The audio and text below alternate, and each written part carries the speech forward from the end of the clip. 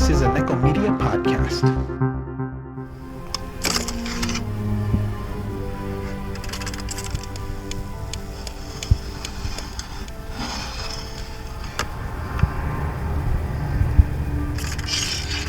What's your pleasure, sir?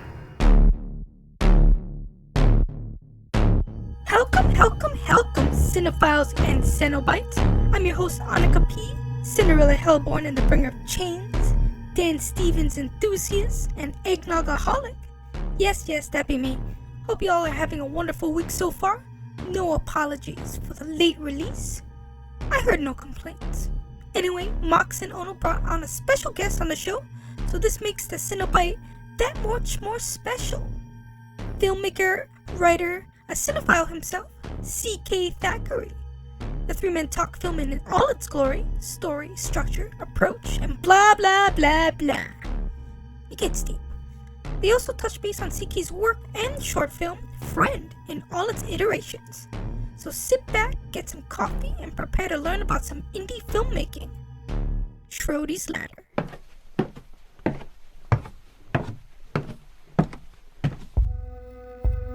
All right, welcome to this Schrody's Ladder. Today we have a special episode, special guest on the show, Kurt Thackery. Right? Curtis Thackery. Snake That's Man. right. I'll just call him Snake Man from now on. Well, I go by C.K. Thackery. I'm like that pretentious that I need to. I was just going to say, abbreviate that's my name. really pretentious. Have you done films that are just numerals? One. I just This is finished two. shooting 3. Like, oh, for real? Okay. Yeah, I'm taking Well- the cue from Val Kilmer in the Doors movie when he says, "Yeah, we'll do a road movie and it'll be in black and white and we'll call it Zero." Oh, damn. Come on, Val. Well, I mean, if we can even follow in the vein of the Lizard King, that's not bad. Okay, yeah. Thanks, Curtis, for agreeing to be the Frankensteinian that we attempt this first off. You are Well, a filmmaker and an Yeah, awesome let me- dude. You want? Oh yeah, sure. Well, let me correct you on something. It is purely my honor. I've got to say this is Aww. really sweet and Yo, Kurt, the check is in the mail, Kurt. very. Okay, thanks. I have heard that before, but I appreciate the thought anyway. Although, yeah, I'm on Ono's word on that. He handles all the admin and 98% of the show. So Okay. if he says All it's right. there, it's coming. You got some Okay. Skype credit. You got some Skype credit. Why don't you introduce yourself to our viewers? The two people that aren't my mom. Hey, my mom's listening. I'm pretty sure. Oh, no, there's wait. one No, that- she's well, on Colorado time. Okay. Yeah, my name's Kurt Thackery. I've been a student of film ever since I was watching creature features as a young kid. Watching the old horror films, the classics, Frankenstein, Dracula, etc. Creature from the Black Lagoon. It goes way back. I mean, I don't know if we got that latrine one down here, but well, at any rate, yeah, I've been loving and studying film for a really long time, and that's what prompted me to get into it.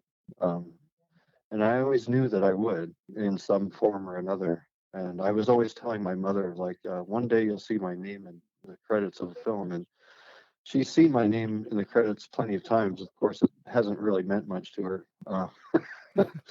But I mean, Oh. right You know. nowadays, right? Where, yeah.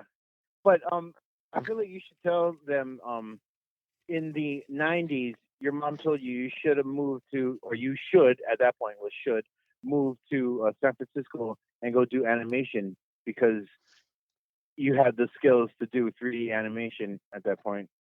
yeah, that is correct. And I did go to San Francisco, and I was working in theater, but it was the wrong kind of theater. It was an adult theater called The Lusty Lady, and you can actually look that up on Wikipedia, find out the history on that theater. But I was their technical manager.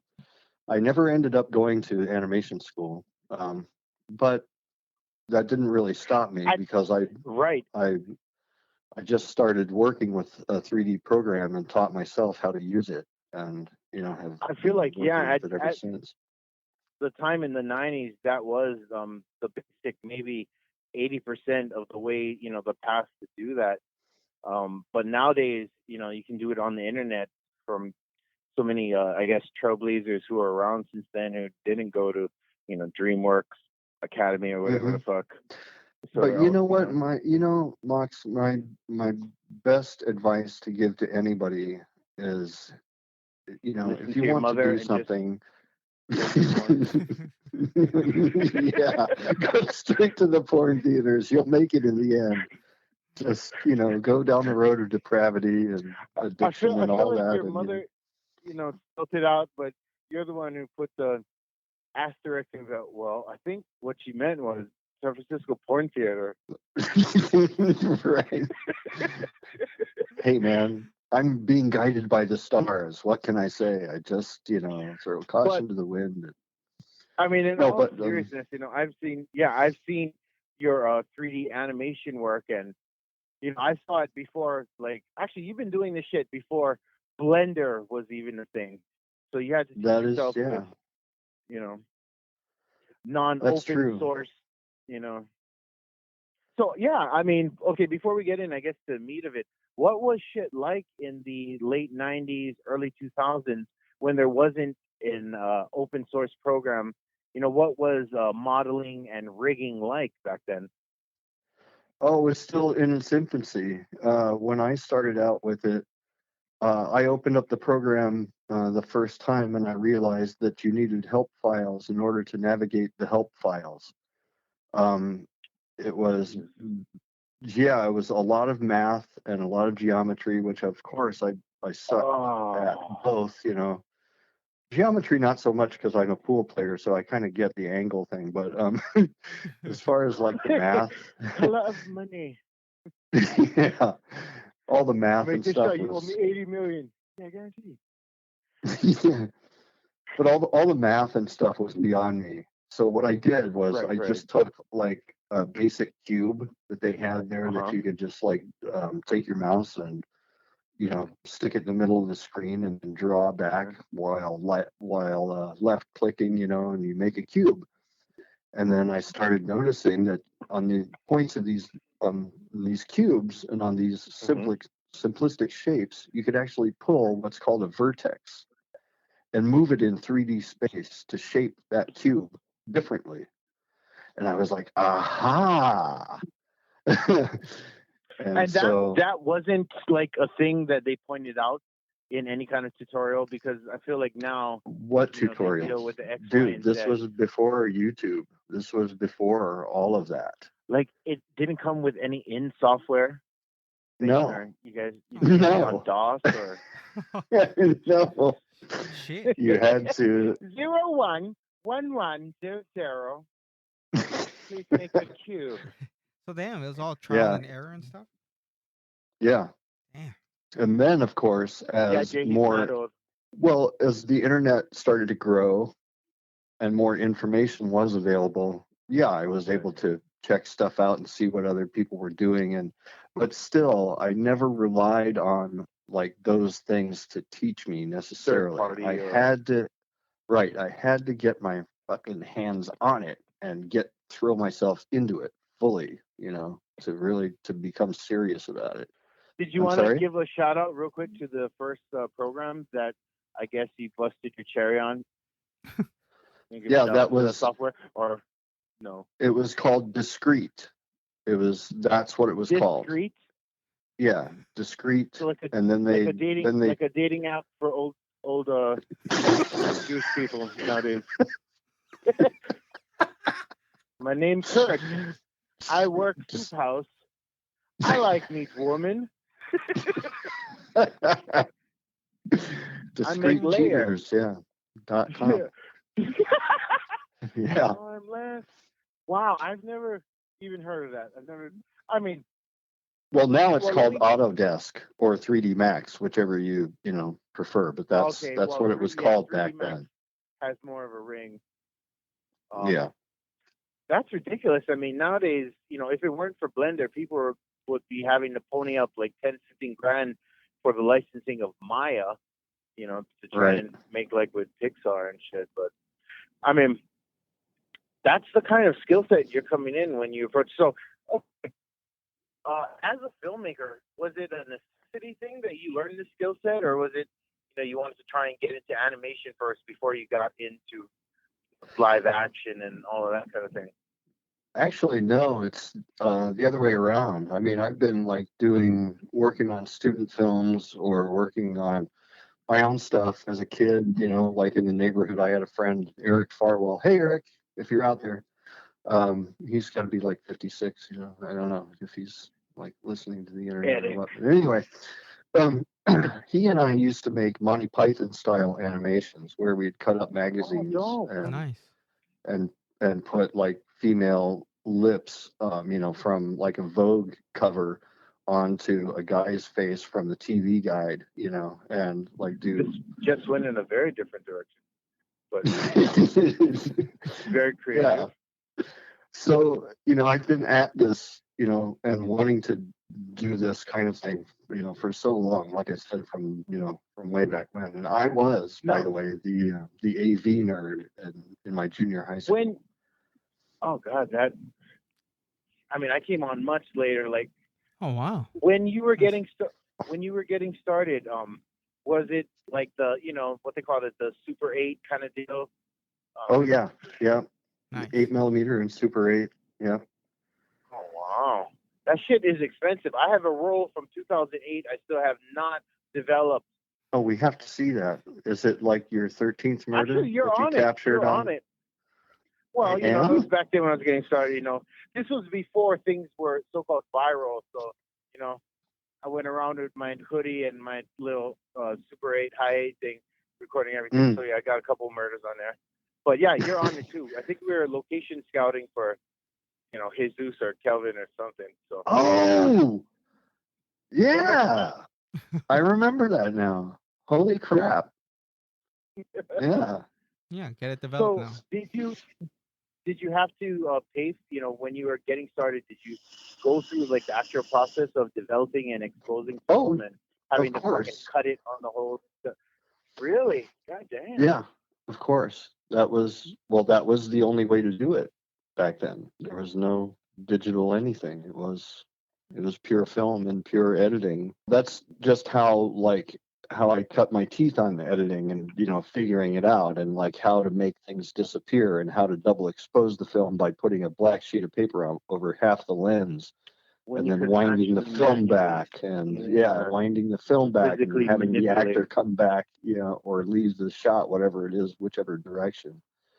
And then you expose it again, and there's the double image, but it looks like one image, right? Because you've only exposed one half of the film. So the digital, I guess, equivalency of that technique would be masking.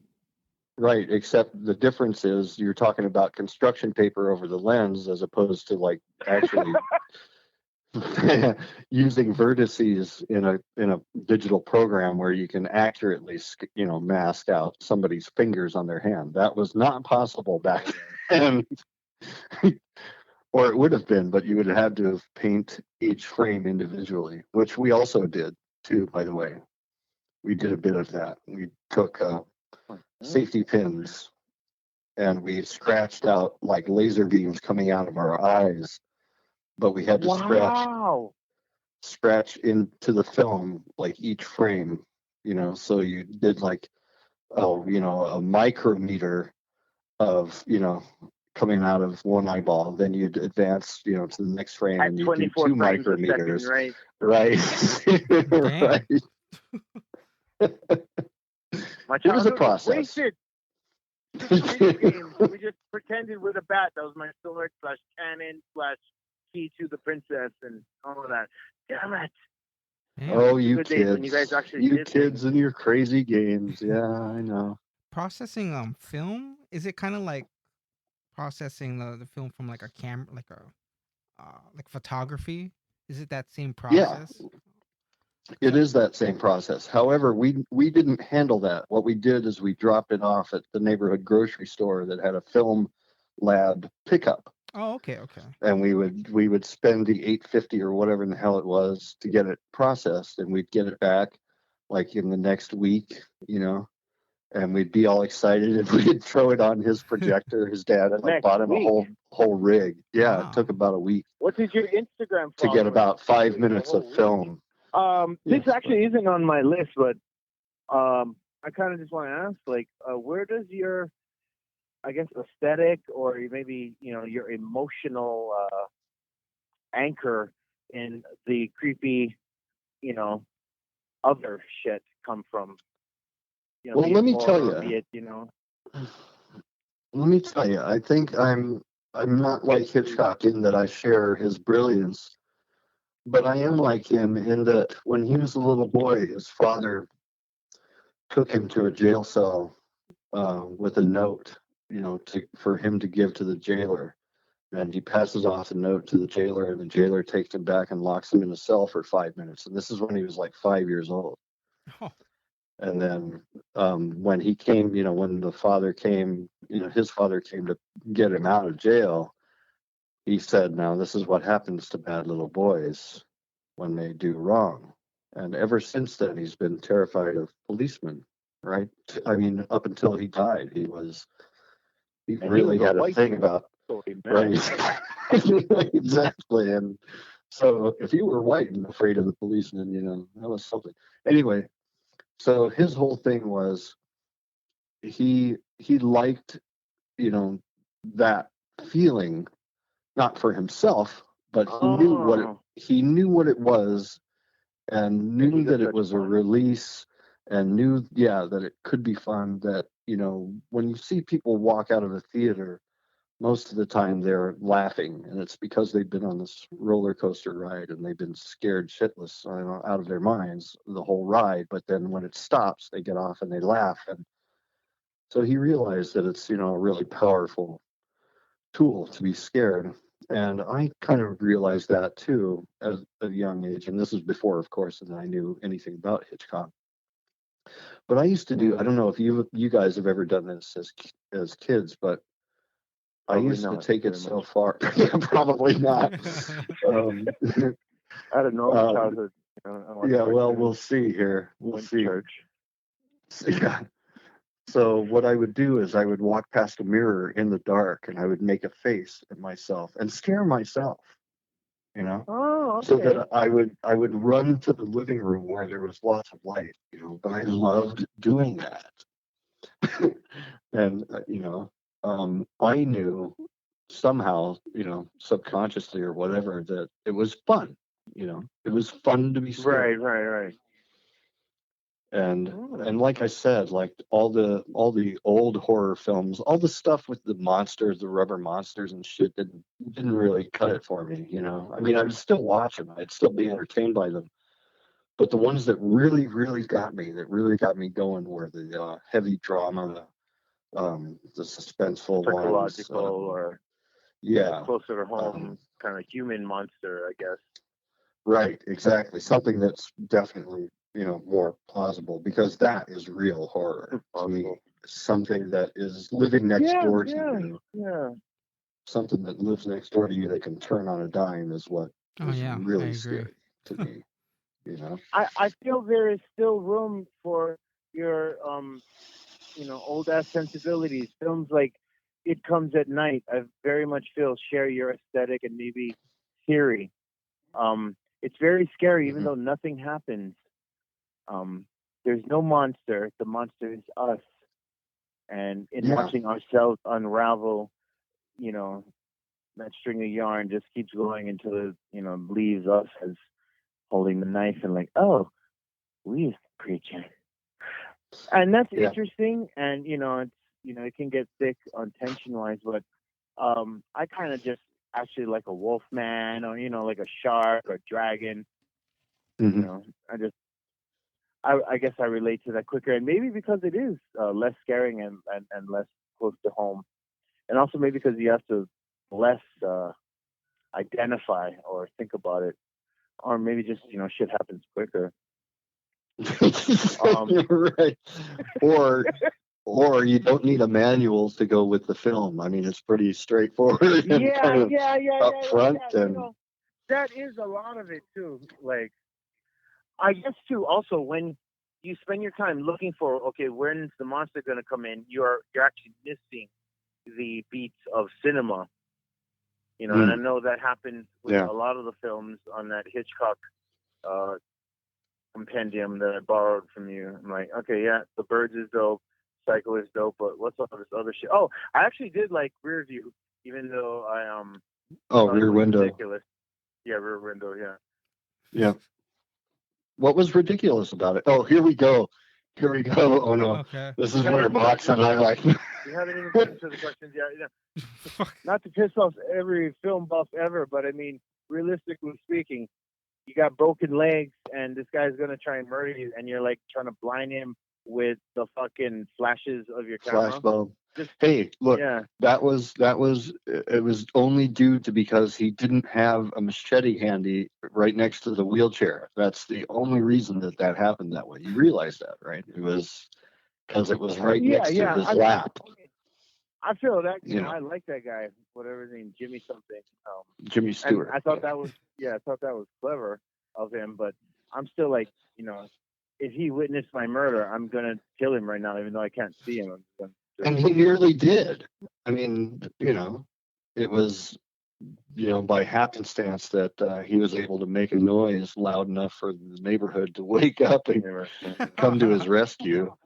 And get this guy, and get the guy. Had he not, you got to remember, had he not done that, he certainly would have ended up just like the wife. So, I guess just filmmaking questions, and Ono, you can jump in at any time. I'm just going to go from the top here. So, okay, in your opinion, is it harder to get started as a filmmaker or to keep going? You've been at it for a number of years, so. Well, hands down, it is getting started. For me. Okay. It's hands down getting started. Let me tell you what happens when you keep going.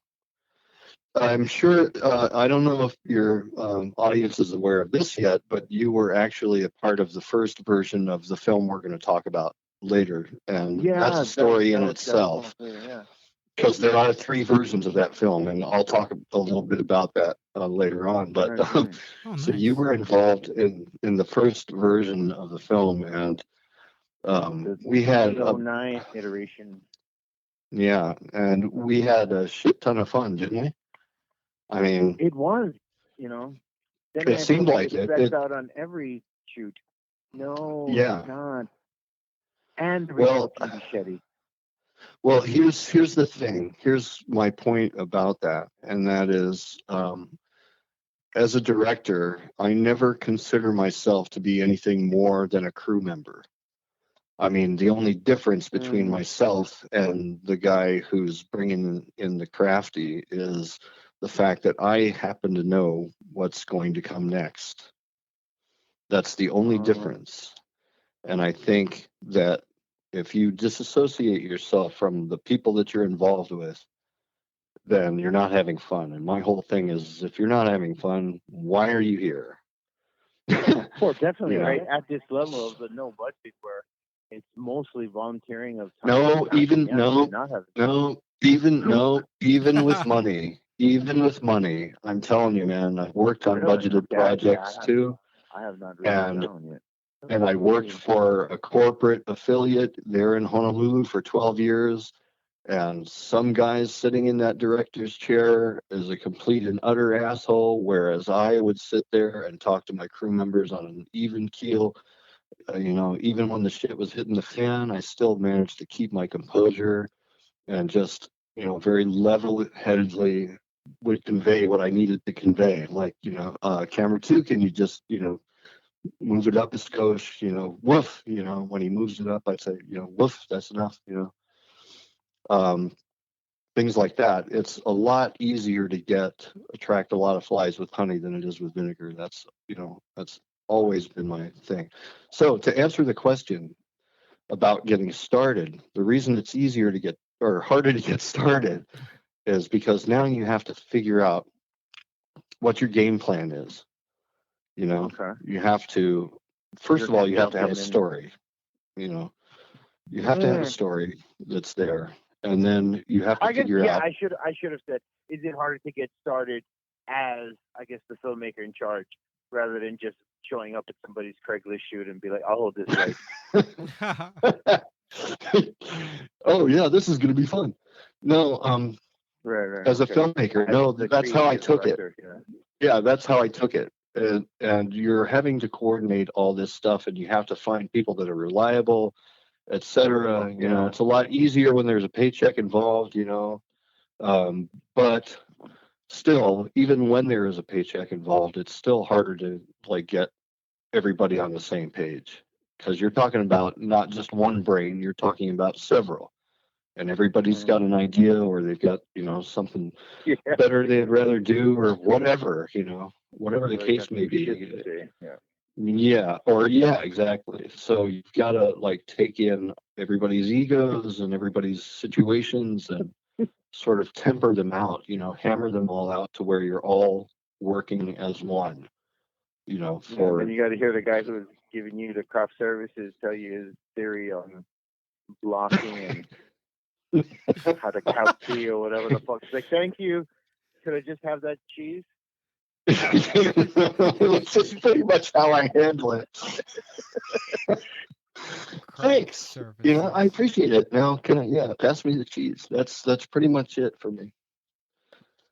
Okay. That's true. You are like that, but you know, when I worked with you, you know, not only did you, I guess, cover any kind of gamut of the project, but I mean, you also had substantial department head caps on. So, I mean, everybody knew you weren't like the guy in charge of water. Yeah. Well, I mean, you can have a presence, but it doesn't have to be the presence of an asshole. You know, you can have a commanding presence and get things done. It just depends on how you approach it, you know. And I just feel like it's a lot easier to, you know, to be sweeter and nicer than it is, you know, to get things done anyway, than it is to be a creep, you know, especially when there's no call to be, you know, there's no need for it. So yeah, you feel definitely, I guess, having the balls, the vision, and the perseverance to just get started, you feel, is the heart of the. And that, by the way, I'm glad you said that because keeping it going. So the other half of that question is also having a solid plan, having an idea, having the vision. That's you know, you bring that up. That, you know, a great point. That's it. Because if you're walking around going, what should we do next? Now you're looking to 12 other people around in the room, and they're all like, I thought you knew. You know, that's, you know, that ain't gonna work.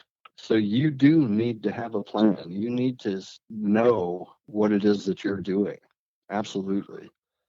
You know, even if you're winging stuff, right? Even if stuff falls through the floor, you've got to have the smarts. You got to have the smarts enough to pick yourself up and you know, and go, you know, with it. Still go with it. Figure out a way to do it creatively. You know. Okay, cool. So moving on to did I answer it for you? Actual questions. Yeah. Well, I'm just gonna like boil it down, and so you feel it is harder to get started to take that first step towards being and doing filmmaking than it is to like keep that momentum going. Now, does that apply to restarting? Because I feel that's kind of where I'm at as a filmmaker. Do you feel that, or do you feel restarting falls within the realm of just keep going? Like, fuck, you did it already. Just do it again, girl. Yeah, do it until you get it right. That's, you know, and I'm not talking about specific takes because there are directors out there that will insist on doing 30 or more takes, and I think that's a waste of time. I think it speaks to Well, you I as a mean, director. I feel like that's a luxury, but you and I, shoot from the no permit school of choreography. Fine. No, wait a minute. No, see, there's a difference there. There's a definite difference there. There's settling for the 2 takes that you have and moving on, or it's like really knowing how to get out of your people what you need. That's true too, and there is a distinction with that. Well, I mean, you're more seasoned with that. I have seen you go back to reshoot a thing till you've got it right, but a lot of that happens to do with continuity and actors falling out too. But right, yeah, a certain girl's purse being the wrong wrong fabric. I remember that. Poor Kalai. She was such a sweetheart, though. I really loved her. Oh, she was. And her husband or fiance to be too. He was a great help, behind the scenes. Oh yeah. Yeah. Anyway. Okay, Well, moving on. I had a question. Like, so if when you're working with actors and crew members, and you get that shot, but like, if it turns out to be something like not what you wanted, and then you have to move on, just I guess for maybe time purposes. Right. Do those shots like end up, or from what you've worked with until now, like do they always turn out to be like okay or like good enough for the final product, or do you end up like cutting it? No, here's the thing. This is what I mean by not settling. Making mistakes like the wrong fabric on a purse is one thing. Yeah. Having to go back and reshoot for continuity, that's one thing. That's kind of like somebody didn't catch it. Mainly the girl that had the purse in the first place didn't catch it. And of course, supervisors. Yeah, that's what the script supervisor is for, right? Well, yeah, but okay, even if it were, let's say, it was, a sign from God that he wanted her to bring that particular purse that day. I don't care what it is. Anyway, outside of that, I am going to be looking through that viewfinder, and if I'm not seeing what I need to see through that viewfinder, I'm going to stay until I get it. Oh, wow. So you're talking about the emotion of it, over continuity. No, even the technical stuff. No, even the technical stuff. If a 2-shot is not working for me, the way that we have the lamp on the other side of the other guy, in the background. If it's not working, we'll move the stupid lamp, and I'll get it, to where I want it, because that's what ultimately is going to end up on the screen. That's what you have to realize is that. Sorry, I was trying to make it seem like you were a person that people should work with, but now you're just.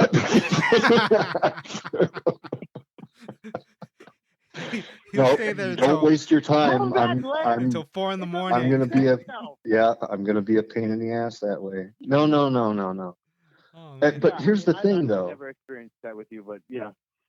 Here's the thing, though, is like even if it is having to do something over a few times, we're not talking about an 18 20-hour day, or like I said, like 30-40 takes. That I'm not talking about that. I'm talking about being able to get it within those 3, 4, 5 takes. Right.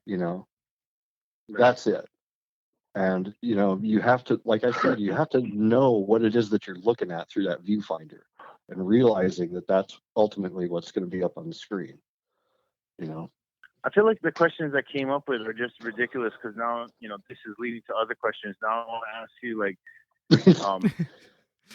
no, there's some good ones. What do you do? How do you deal with like actors who get pissed off and like at all the damn takes you got to do? I haven't had that happen because I do very little takes, and again, my sets are always fun. I've never had a situation where, I've had somebody like getting frustrated because of them. They're getting frustrated with themselves, and I'll, pull them aside and go, look, man, you look great. You're sounding great. I don't know what you're thinking, why you're making this difficult on yourself. Just relax. We're here to have fun. Yeah. And then they're like, I don't know why coach. this don't work. I know. I've seen that too. No, sometimes that's what it takes, is a little hand holding and stroking of ego. Like, if you're gonna be that intense, give me the fucking Jackson Pollock, not the fucking finger painting. You know what I mean? No. Yeah. If I gotta fucking, if I gotta like dance around you and be like, oh, that was fucking great. Can we just one more? Let's get this martini in the fucking can. No, that's Action and all that kind of stuff. It'd be like, just hurry up. Like, oh, this is worse than soap opera. I can't even use. No. Look. We're not talking about sticking your nose right up somebody's butt. Because that's false. That's false. That's bad directing. Yeah.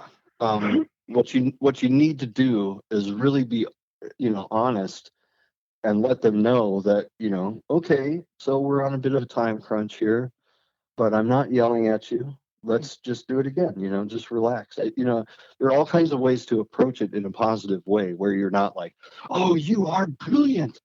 I kind of started off the comment that way, and that's not what I meant. It's not like sucking up to your people. Yeah. It's just a matter of like getting the thing done. See, for the listeners, this is for like at the level where you are the producer, you're the everything, so you're not only managing the emotions, you're managing the day-to-day. Right. So know exactly, you have to be aware of the scene and the fact that we need to wrap. Right. Yeah. I guess that's producer role, right? Come on, man. Okay, so let me get to this and see if you can answer without going back to 1943. But when inspiration, fucking Mox. When inspiration is waning, and when you feel creatively sapped, what do? How do you stay focused or invigorated? I tell you what, man. Every day that is a new day that's on the set, I don't feel it waning at all. I feel like the cannonball has left the cannon and it is going where it's going. And I get more and more excited. What about when you're away from the camera? Okay, so if you're talking about like the downtime, the in-between time. Yeah, the tough time. To me, that's when inspired. The goes up. I'm inspired by everyday life. I mean, sometimes there's one film that I'm in the middle of writing now called 6x9, and it came from a dream. And sometimes that shit hits you too, right upside the head. Dreams or something somebody says to you. It could be something funny that you hear from somebody, and you can like envelop like a whole comedy script almost. This one time Ono hurt my feelings, so I wrote this movie where all Filipinos died. But I think I understand what you mean. Starring Manny Pacquiao. Well, now I feel left out. Now I feel left out because I haven't hurt your feelings. I should probably work on that. So you can become inspired. I feel like, okay, I'll just say this about Ono, like he doesn't seem to hate anything. It's hard to get any kind of thing going. And I guess, with me, like we know what it, actually JR too, he's a filmmaker, but like even though we know how hard it is to make any shitty film, we're still like gutting up motherfuckers' work who like put it out like, oh, this is what I did. Well, this sucks, and that took too long, and oh god, why the fuck is it framed that way? What you trying to say? Look at the eye line. It's off. He crossed the fucking eye line. He just crossed the eye line. Oh man! I ain't Gordon Ramsay. Well, I ain't going to tear no films apart like that. But I can critique. I feel that that's part of the fun of the podcast. We just get to be those guys. Like, and how was your film that you made, Mox? It actually really sucks. But anyway, getting back to this other guy's film. Oh man. Yeah, that's true. You can be like that. So yeah, I guess my question was more directed at when you're not in the when you're not working. How do you? Yeah. How do you get to the next point with what you're doing when it's just you in a room? Because that's basically what fucking at least 50% of the filmmaking process is when you're in auteur like we are. Yes. Because you can only so much show up at your groups and be like, oh, I got this great idea. It's almost done in 3 years. Just I'm gonna need all your guys' help. It's gonna be so boss. You know, how do you get it to? You know, that's what I'm saying. Because how do you see it through? Yeah. Well, here's the thing: is right now I'm going through that same sort of thing where I've moved again. I'm now in Atlanta, and yeah, and so sometimes circumstance and life kind of gets in the way, and but here's what happens. Like in those downtimes, like I'll be coming, home from work, totally exhausted, beat to a pulp, and I haven't And the cops will be like, "Sir, have you had anything to drink tonight?" Yeah. What you pulling me over for, man? Well, eventually when I get home after they let me go, and they almost always do because I'm a great hypnotist. But when I get home, I look at the film, and I haven't looked at it in a week, right? And I'll go. Okay, so you do take, I guess, breaks, like. Yeah. Because I just sometimes you need to. You obsessive, like, Doctor Strange, like every free minute when you're not doing something else that you got to do just to be breathing, you're like on your film, like, no, that's wrong. I'm gonna fucking make one more trapezoid for my fucking 3D thing. Now it has one more bone and it can move in this way. That's right. So you do step away. You do step away. Okay. I do step away, and then when I come back to it, I look at it with a fresh audience eyes. I look at it, trying to look at it as much as I can through an audience member's eyes. Oh, okay, so this is during like post. Post, yeah. Oh, okay. And because Mox is talking about, like, once you've shot your film and then you get it home and you're telling everybody on the phone that, oh yeah, we're like 3 years away from this thing being awesome. That's the kind of thing that a lot of folks go through. And then, of course, all your cast is all fucking moved away and married and had 16 babies. And, right. And then it doesn't matter to them anymore. So I don't actually know that because he's taking place in funding a project that he had to chase down for, I guess, a number of years beyond when they said the final cut would be done. So yeah, how do how do you keep with it and just not be like blah? But okay, it's hard. It's hard. I'm not saying it's easy. It's hard. But to keep it fresh, I'll notice things. I'll see things that can be better, and I'll tweak them, and I'll get them to where they. Do you believe that's a general process? Other than just you think for the general person, just take a step back or 8 steps well, let me back tell and you. Come back and you'll start to. Let me tell you, the first version of Friend was actually probably the fastest I've ever edited anything in my whole life. I mean, for a half-hour film, it went, don't you feel? Like it went remarkably fast. At that point, I feel like that's what we were all kind of regurgitating.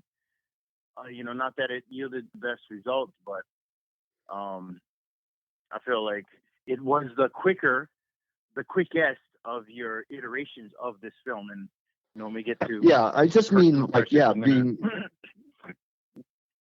the turnaround was it was we shot late in the year and we also wrapped and had the fucking viewing party within that late part of the year. So it was very quick. It was really fast, right? I mean, and for an editing thing, that's like unheard of. Well, here's my secret. If you want to know, you filmmakers out there or aspiring filmmakers out there, you need to do this. Even if it's just a rough and you have like some sort of feel of how to edit. Learn how to edit if you don't know how to edit. Learn how to edit, first of all. Like, secondly, you mean theory or you mean practical, like the actual? No, the practical actual edit. Okay. Right. So, actually, I would agree because that's what I learned. I never got finished with the whole Walter Murch part. That's why my sucks. But well, here's why. Definitely learned it, right? Well, here's why that first version of Friend went so quickly. Because when I got home with the footage, it went into the timeline and it was edited. That scene was completed that very next day or that next night. And if it involved effects, it was done a couple of days later. But the point is, like, when you get your stuff home, boom, into the timeline it goes, even if it's a rough, and then you can hand it off to another editor, an online editor, and they can clean it up or do whatever, all the audio sweetening, if you don't have the brains or the balls to do it yourself. So just You want to make define sure online that, editor for anybody who's unfamiliar with? and okay, Sweetening, but an offline editor is somebody who takes the raw footage and has the script and edits a scene with the particular shots that are, that are given to him to Right. use, and he can pick and choose whatever take he wants out of like all those shots, and then the online editor will go back and go, no, I don't want that shot, I want this shot, and he will tighten it up in terms of tightening or timing, or rather sound sweetening, like anything. The final product is going to come from your online editor. Yeah. Okay. So that your is offline editor is kind of like your rough editor. That's another term for it. If you are the producer, writer, director, producer, everybody like that on No Budget Shit, chances are you are definitely the offline editor. Yeah, you are the offline and you're the online. You're you're pretty much everything. You're the janitor. Actually, you got to clean up after yourself. Yeah, I could not afford an online edit for my deal, so what you got was the lack. The culmination of boredom and lack of skilldom. So, but yeah. If you can afford it, you would want people whose livelihood revolves around being able to make sure shit is sharp. Yeah. Yep. But check their reels. So whoever you hire, check their reels. So. Oh. Damn, I don't got I'm a serious, reel, man. You don't. I mean, if you got the eye like Kurt, you can. But I went to a professional editing house, and of course I couldn't afford them. But yeah, okay. I would liken the offline edit to forging a dull blade. You don't want to take that shit to war because you'll be straight murdered. But also, if you don't know how to wield any kind of sword, then definitely find a blacksmith. Let me tell you something interesting that happened the other day when I was at work. I work at a prop house. That's my day job. Nice.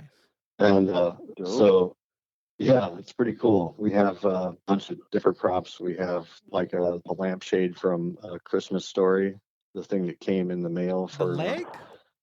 The leg with the lamp. We have that. Damn. And a bunch of other really cool stuff. Anyway, so I'm at work, right? And of course, I work with other movie people, people that work on sets. There's a girl there that's working on the set of Dynasty, the Dynasty reboot. And who shot JR? I fucking did. Because I hated the bastard. So she saw the trailer. Stop hitting on your coworkers, son. I feel like this story is leading into sexual harassment territory. Anyway. No. She is cute, but she's attached. Anyway. Okay, so she sees the trailer. She sees the trailer to Friend, right? And this is why I say watch people's reels. Okay. She saw the trailer to Friend, and she was like, because she's had like stuff done and handed it off to editors that she's tried out and whatnot. And she looked at that trailer and she's like, God damn, you actually know how to edit. And I started laughing, and I'm like, why do you say that? And she's like, do you know how many people tell me they know how to edit and they don't know shit? And I'm like, you gathered that from this 30-second trailer? And she's like, yeah, you have that thing, that timing thing, and that, that sense of drama in a trailer. And, and I'm not, trying to brag on myself. All I'm saying is like, that's what I mean, is like somebody can say they're an editor, but take a look at their fucking reel, man. That's going to save you. Well, at this point, I take someone who actually can use Premiere at all. Like, I know about that. I know the Premiere. We're gonna be at the premiere, like, when the film is finished. That's what it's called. It's called a premiere. And then I'll put it on the Twitter and then the Facebook. It'll be the dope. Yeah, I know what you mean. don't feel personally, technically, I could identify that off of eyeballing, but emotionally, a visceral reaction. If they manage to evoke that, then I just on feel be like, okay, I trust this dude. Yeah, it's just like in TV whenever you're sitting at home and you're watching the news or whatever, and you see a black screen come up when the anchor's in the middle of talking. Black man get right. No, black screen, not I'm not making it a race thing here. Screens matter. Yeah, black screens matter. So when that happens, the audience is sitting there going, "Okay, what was that?" They know that something was wrong. They just don't know what went wrong in the control room. True. That is right? true. That is true. I do know what happened in the control room when that happens. Okay, but the audience also, doesn't. Hold that on, because specifically about your film, I wanted to ask you about the 85 million cuts to black. Transitory. I don't know. Oh, if that's when you rough cut transition thing. from a scene, I noticed that too. Yeah. No, black, he's talking about my antiquated. The actual. Yeah. Antiquated is right. I don't know if you're like trying to harken back to that. I have to guess what you're doing, or if that's placeholders for now. Yeah, but no, those. Hold that. Yeah. We'll come back to that. Does commerce and marketing, etc., affect the inception or the crafting of your art? Is that a consideration during the alpha phase, or is it more something you deal with on the omega? Or is it the driving force all the way through? Is your thing, I guess at this point, to get into a festival, you're trying to think like, okay, what do the festival fucking programmers want to see? Or is it like, that's the afterthought. I need to get this piece of fucking animal out of me onto the screen, and then deal with trying to get it into the light of the dark midnight madness at TIFF. Oh no, man! I'm a blood-sucking leech. It's all about the money. I have to have money. No, Fuck actually, yes, no. If it ain't about dollars, it don't make sense. Wow. Bullshit. I'm gonna have to needle point that into a frame put it on my wall. I mean, I feel like that's for another level of talking. But I mean, even for at this level, like with Friend on its third iteration, is it a consideration? Is it a driving force, or is it an afterthought? No, to me it's an afterthought. Here's because one of your other questions in here is like, what do you? In fact, it's the next question. What do you feel is the one mistake or most common mistake filmmakers make, regardless of experience? Well, if you're focused on money or success or anything that's material, your art is a real problem, dude. Well, your art then will suffer. Mm-hmm. And I know. Not to, I guess, be black and white with that, but I feel like unless you are black and white with that, you're just like totally fuck it. Do you then deal with that? There's at no point in the process are you considering its viability towards reaching an audience. Okay, well, we're asking me, right? So this is me personally. Yeah, you. So, yeah, personally, yeah. So I say the art comes first. If the story isn't there, if we're throwing in a car chase where it doesn't belong just to appease this panel of wannabes at a judging sort of arena, why am I doing it? I mean, I'm doing it for them then. And no, that's not the way it works. I do this for me. I do this for my crew, and I do this for my cast, and we all do this because we believe in the project, and this is, if it's a paid one or not, it doesn't matter what the project is. If you believe in the project, that's where your focus needs to be. Then you worry about all the trappings, Okay.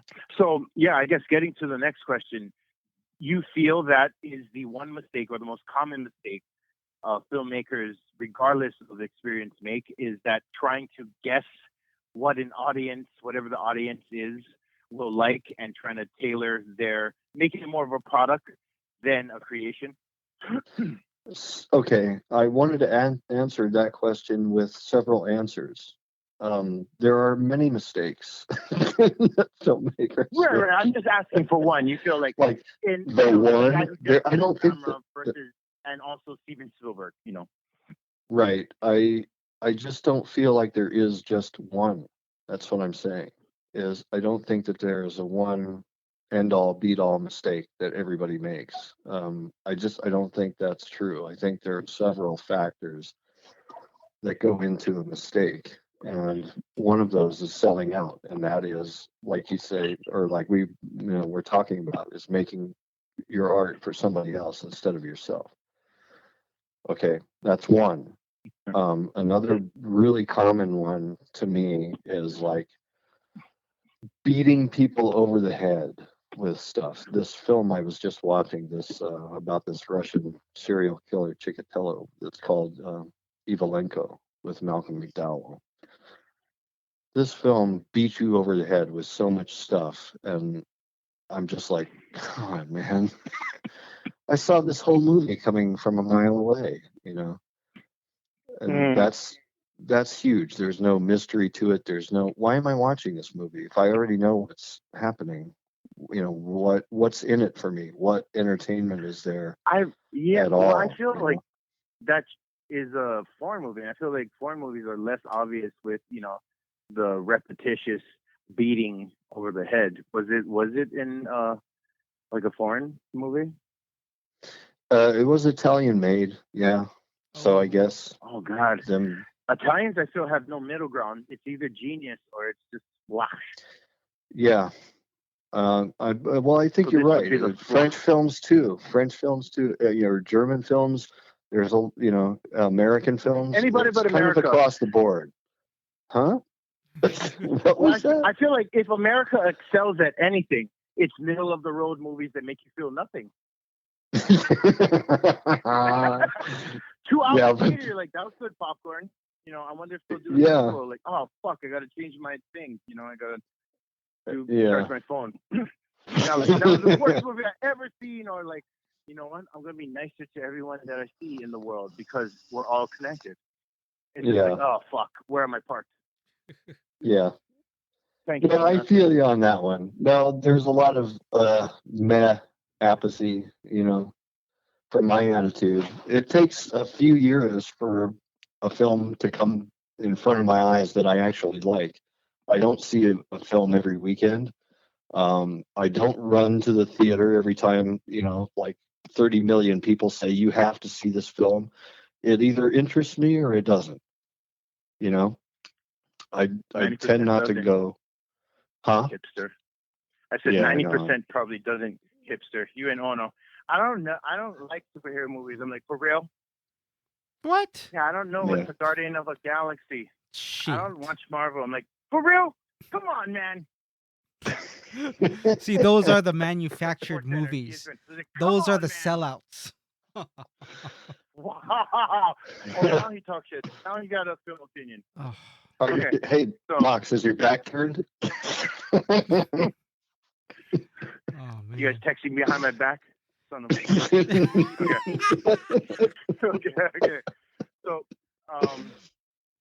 how do you know, I guess, how do you know when your story's finished, when to walk away? I felt that this particularly applies to you and people like you who are on their third iteration of, I guess, the same essence of a story, Okay, you know what? I mean, we got to stop this, kind of here, because I want to mention that we keep talking about my third iteration of this film. And to those of you that are out there, you're going to think like I am some dumb fuck that just doesn't have a fucking clue what he's doing.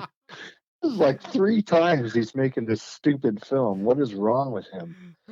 Okay, but I mean, also, Apocalypse Now had a. There are reasons, and I'm going to get to those later. You're in good company. Yeah, Kurt is not a dumb fuck. I feel maybe he's someone who just can't walk away and make a blockbuster. No, okay, but to answer the question, when do I walk away? When do I know that? Yeah, it's when finished? do you know it's done? Yeah. And okay, maybe not the story itself, but a particular version. When do you know, like, all right, this is the one I'm going to put out. This is one I'm going to submit for audiences who aren't in my circle to see. How do you know when it's there? when I know it's there for myself.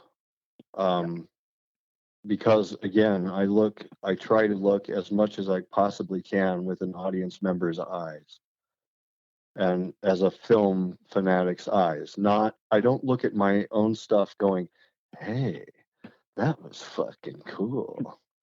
I remember that day was awesome. Yeah. Right.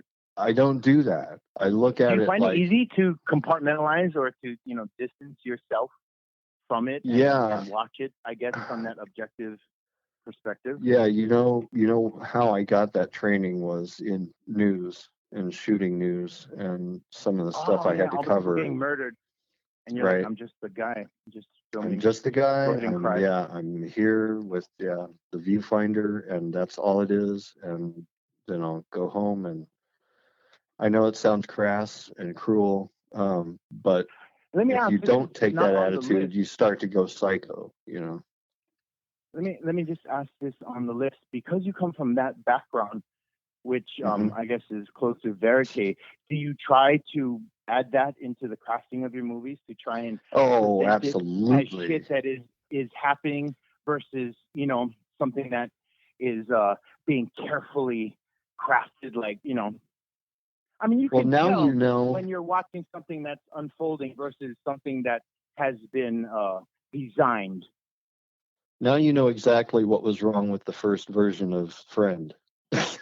Well, I know what was wrong because I talked you into, writing a script which didn't work for the film, as is evidenced by your original vision coming through in the third iteration. It is much better as kind of a voyeuristic, almost succeedingly Italian kind of deal. Like, we're not privy to a story. We're kind of we're there. We're watching behind his back. Guy. Yeah, we're watching over his shoulder of this fucking weirdo, which is super creepy. Yeah. And I'm like, oh, David Lynch already. I don't understand this movie, but it just makes me have bad thoughts about world. Yeah. So David Lynch. But that's it. That's it. Okay. You hit it right on the head right there. Cinema verite. The lack of originality seems to be problematic in cinema these days. So how do you stay fresh? Or, do you focus more on a good story well told? Not that they're mutually exclusive, but for genre films especially, which I feel Friend could be. Mm-hmm. The one-trick pony ride seems to be kind of pervasive. How do you, I guess, what is your approach? My approach is to, and, this is going to sound trite and very, cliche, but it's how I shot Friend. And okay. Thanks, man. I'm glad I'm doing well. Excuse me. The thing we just talked about is like the feeling of being there, right? And making it real instead of, hey, I'm sitting here and watching a movie. Right. And okay, so no originality comes from the fucking the money machine. The dollar signs in the eyes. Halloween worked great that first time, so let's make 13 other fucking movies because we know we can make them up. Can I inject this? To be fair, I've seen a lot of no-budget indies on our level that suffer from the exact same problem. It's the same Hollywood movie, just without the budget. Okay. So I feel like that our culture is just suffering from. It's not just indicative of Hollywood in general. I mean, I'm sure they influence it, but at all levels of creation, drab fucking like direct rip-offs of Okay. Okay, here's something that I wanted to touch on, which was another answer to question number 4. The one mistake filmmakers make is film school. Don't fucking go to film school. Don't go to film school. Don't get talks on that. That's what I always say. Don't go to any school unless you're going to be a doctor or like a fucking pilot. Or if you're going to be a philosopher, just read. If you're going to teach film, go to school. If you want to learn film, go to a movie set and be on and be involved. That is how you get involved in film, and that is how you learn, and that is that's how you get ideas and live life too, man. Life is like the biggest construct of like any ideas that you're going to have for film. Instead of looking at something that you've seen on the screen and go, wow, that's really cool. I'm really in love with that. I think I'm going to imitate that. I mean, that's that's really sad. It shows that you don't have a I brain also of like your own. I'd also like to say this too, though. If that is your deal, make your movie anyway. Like, right? Wouldn't you agree that both of you guys? Oh yeah, sure. Even if you're just gonna make something that's rehashed a million times, we're here to say make your fucking movie anyways. Especially if you're doing it yourself, But try to do something personal. That's yours. That's yours. Yeah. I would actually, Unless you want to say don't fucking make it at all if it's shitty. Wow. I'm kind of there. I'm in that corner. Here's why. Because if you keep going down that track, it's hard to break free. You know, it's hard to move out of that realm because it's what you're used to. It's what you're comfortable with. It's okay. Look, Mox, what would I say to you if I said, okay, so next year I'm doing this psychological thriller and it's about this serial killer and he follows women, and then you say, oh, well, wait, didn't you already do that with Friend? And I go, no, but this guy's name is James. You know, what would you think? Yeah. You'd be like, That's true. But oh, okay, you're like a little kid, or you're like at whatever age, and maybe your brain functions as a little kid. You got an idea, and maybe you don't realize or you don't know if it is trite and rehashed. I feel don't let that stop you. Do you feel that should, like, if you're shedding clever or different, don't even do it? I mean, you can chew on that. We'll move on to question number 7. Let's move on because we could argue that one all night long, and we probably will. So I know you'll like this one. What makes a great film for you? Are there certain qualities that stand out or that make a film better for you? Subtlety. Subtlety is king with me. Stuff that if you blink during the first viewing of the film, and then you're scratching your head and going, wait, what the fuck? What did I just watch? But if you see that little thing, if you see that little window that the director is trying to communicate to you, and you catch it and you get it, that's beautiful to me. That is just like, there are two films to me stand out in that area greatly, and one of them is one of your favorite films. I know is No Country for Old Men. I have actually watched that a billion times since our arguments in 08, 09, 010, 011. I still don't get why it's so beloved, but I get technically why it's dope. Okay. You think it's a pretty film? I don't. I think it's gritty and, well, I guess. No, that's what I mean. Is like it's shot beautifully. That's about the extent that you kind of and planned beautifully and acted beautifully. But yeah, the story itself and how it is laid out. What makes it so great for me? Yeah, it doesn't. Listen. If you took that same script and you gave it to Bruckheimer or you gave it to Michael Bay, it would be a totally different film. But because it's the Coen brothers. Sucks. No, I don't think it's that the story I mean, they sucks. could make a store run for ice cream interesting, I feel. You know what I mean? Yeah. And I feel that's exactly what No Country for Old Men is. Although it has great themes, it's basically an errand film. Okay, well that's another discussion. So what I was going to say was that film, and then there's another one called Repulsion by Roman Polanski. And in both of those films, there's just like one tiny itty bitty scene that just made me just cream my jeans over and over again. Really? The one scene in No Country for Old Men was where he is at the wife's house and he's about to kill her and he does the coin toss thing and she's not having it, whatever. and the last thing that you know is to that him on the porch. right, that she's still alive. But here's the thing: is like the last thing that you know is that she's still alive until you see him look down at the soles of his feet on the porch, and you know she's dead. Right. That was fucking beautiful. I'm sorry, I just found that. And I agree with you. After further study of the movie, yes, there are moments like that is dope, but that's an intellectual thing. It's not visceral, Right. for the most part.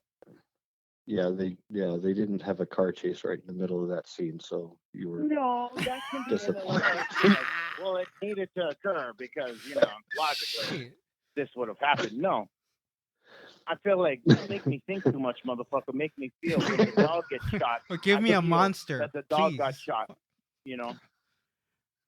Don't have the I know what is that? It's not Italian, but the Russian guy, right? He when you do this with the arrangement of images, the audience puts the drama in it. You right. cut to the gun, cut to the dog, then cut to the next scene. Like, oh, we infer that the dog died. Show me the dog getting shot. that part where Woody Harrelson gets Yeah. it, that was really. That was dope really too. terrifying. That is a really tense scene. It is, and then the Yeah. fucking phone ringing. Right, and then and he gets the whole thing was unnerving. Yeah. The whole thing was unnerving. That scene. That's like a film. That's a filmmaker's movie. You know what I mean? Yeah. Oh yeah. And the fact that they didn't show Woody, I mean, like that if they would have done that, that would have been probably overkill. But like it was perfect the way it was. I agree. Yeah, I that agree. movie was perfectly understated, but also a little bit aggravatingly. In fact, they cut us out of the entire climax, and I'm still pissed about that.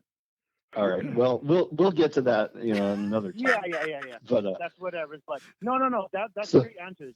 I feel in retrospect, when I think of films too, that is something that I appreciate too. But I also feel like that's just a layer. But thank you for your opinion on that. So, which leads us kind of perfectly into the next question. When you get angry at a movie, what sets you off? Are there common qualities in cinema today that you dislike?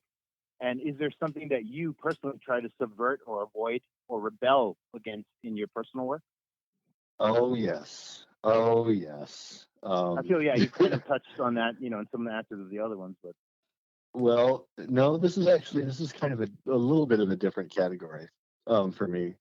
What gets me really angry at a movie is when you're being sucked in to this thing for an hour and a half, and it's an hour and 40-minute movie, and then somebody says some dumb fuck thing, or you see a Costco sign in the background of an 1880 set. Something that just blows it, when they had you going so good for so long, and then somebody says some stupid fucking line. My favorite example of this is the Terminator 2 movie. What? Where, okay, Mox, like I said, we got to do a separate show for like all these things. You just referenced like popular hell. What was it? Come with loves, me if you want to live. Yeah, so oh God, Well, you better not say what was the line? Killed it for you. No, That's let me. Visceral attachment that the audience needed. Hasta la vista? What John was it? Connor's dad. Anyway. Yeah, what is it? What was it? What is it? Okay. There were a couple of things. Okay. What? One of the things was when he's all beat up and they're kind of like coming to the end of the film, and not quite there at the end of the film, but he's gotten himself all beat up and they're helping him along, and he says, "I need a vacation." Oh. What fucking robot is gonna say a stupid fucking thing like that? That ruined it? Oh man. I've actually heard that classified as bathos, and it's really prevalent nowadays in films. They cut the sincerity and the intensity of the film with levity. It's really troublesome and really bothersome. The other thing that really ruined it for me was as he's being lowered into the molten metal and he gives the thumbs up. No. You're gonna say, no, that was Jesus beautiful. Christ. That was beautiful. Oh man. It was beautiful in the way that John Waters is beautiful. I mean, didn't he basically Good. create American indie film? But anyway, No, I mean his face, dude. I don't know what the dude looked like. I'd be like, oh, this guy made a movie. Let me see what he looks like. Oh, he's ugly. No wonder. So thumbs up did it. Oh. I can't. Okay, so you let those two. That thumb just went right up my butt. I was like, minute details, like be like, oh, this movie, it's trite. Yep, it ruined it. It totally. You asked me the question, dude. I'm giving you the answer. That's true. That's true. We need to, in this country, accept wrong opinions. So. God bless America. That's right. To be totally PC, you better accept my wrong opinion. Your wrong opinion. Okay. Yeah. So, is there something I try to subvert or avoid and rebel against in my work? That was the other half of the question. Yeah. I feel you've already said that obviousness, right? And a repetition. Well, yeah, but there are other things too, like just like too much stuff, too much information, or too much crap going on that you are not able to focus on what's being said or done. I think it should be very, I think your audience's eyeballs should go directly to what it is you're supposed to be looking at and not cluttered with, I mean, it's one thing to have, a ballroom full of, 1,000 dancers, doing a routine. That's something different because that's part of filling the screen, right? And that's what you want to do as a filmmaker too, is to make sure that you've got everything, a lot of action going on within the frame or some kind of action, Right. So yeah, just those things, and then that last thing that I just said. So if you want to remember what it was, you just have to rewind. You'll get it again the second time. I'll listen to this on set. Well, actually, I'll probably just call you and be like, dude. What was that? What did you say again? Shit. So, do you feel that filmmakers have any responsibility to culture? And, do you feel that, I guess, being a creative person requires that you give back or tell a particular story or to not do or tell something else?